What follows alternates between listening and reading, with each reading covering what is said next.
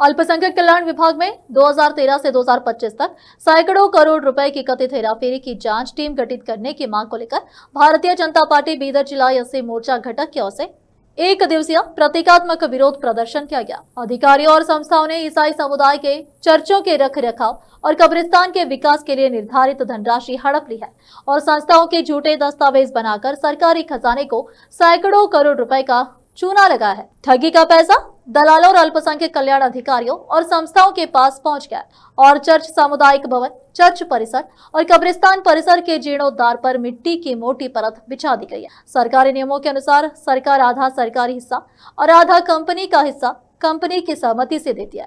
तदनुसार कंपनी ने आधा हिस्सा देने के लिए अल्पसंख्यक कल्याण अधिकारी बीदर को सहमति पत्र दिया, लेकिन बीदर जिले के 50% गांव में कंपनी ने श्रमिकों के वेतन पर आधा पैसा अग्रिम के रूप में ले लिया।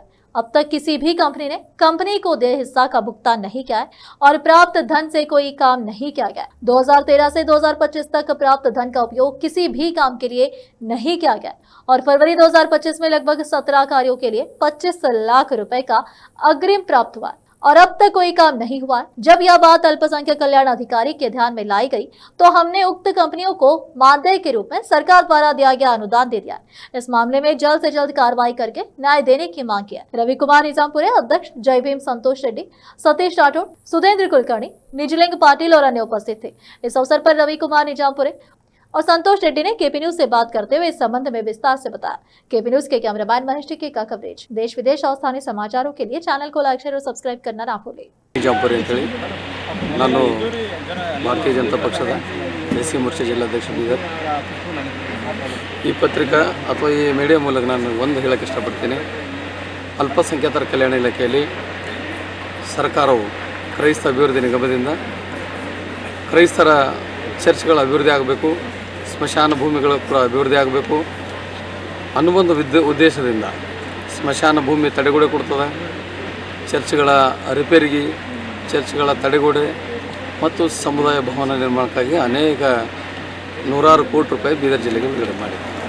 2013ರಿಂದ ಇಲ್ಲಿವರೆಗೆ 25ರವರೆಗೆ ಸರ್ಕಾರದ ದುಡ್ಡು ಸುಮಾರು 400 ಕೋಟಿಗಿಂತ ಅಧಿಕವಾದ ಹಣ ಸಂಸ್ಥೆಗಳಿಗೆ ಕೊಟ್ಟಿದ್ದಾರೆ।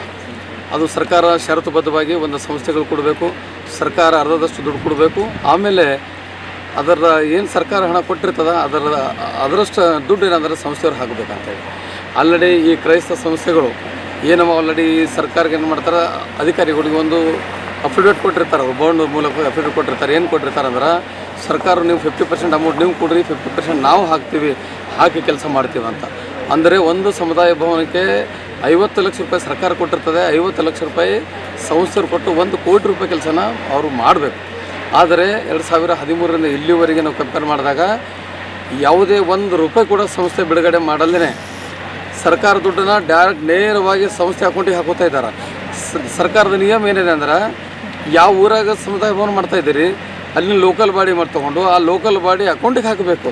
3ರಿಂದ 2025ರವರೆಗೆ ಏನು ನಮ್ಮ ಎಸ್ಸಿ ಮೋರ್ಚಾ ಜಿಲ್ಲಾಧ್ಯಕ್ಷರು ಏನೇನು ಕೆಲಸ ಕಾಮಗಾರಿ ಭ್ರಷ್ಟಾಚಾರ ಆಗಿದೆ ಅಂತ ಅವ್ರ ಗಮನಕ್ಕೆ ಬಂದಾಗ ಅಲ್ಲಿ ಅಧಿಕಾರಿಗಳಿಗೆ ಅವ್ರ ಗಮನ ಸುಳಿದರು।